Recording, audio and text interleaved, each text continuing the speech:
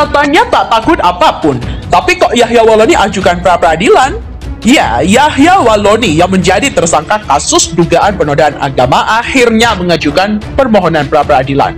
Pengacaranya mengatakan bahwa permohonan pra-peradilan didaftarkan ke Pengadilan Negeri Jakarta Selatan.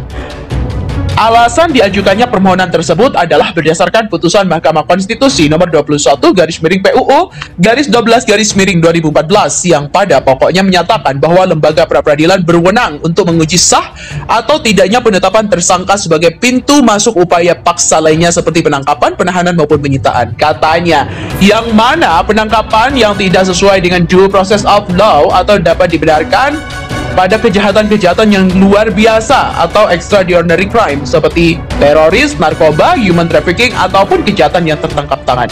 Yahya Walloni ditetapkan sebagai tersangka kemudian dilakukan penahanan hanya karena Ustadz Yahya Walloni ceramah sehubungan dengan kajian secara ilmiah tentang Bible Kristen di dalam masjid tempat khusus ibadah umat muslim.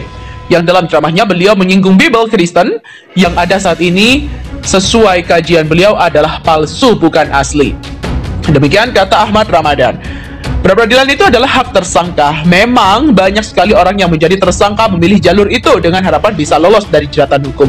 Bagi sebagian orang, pra-peradilan ini adalah salah satu bukti kalau tersangka kurang gentle menghadapi kasusnya meskipun itu adalah haknya.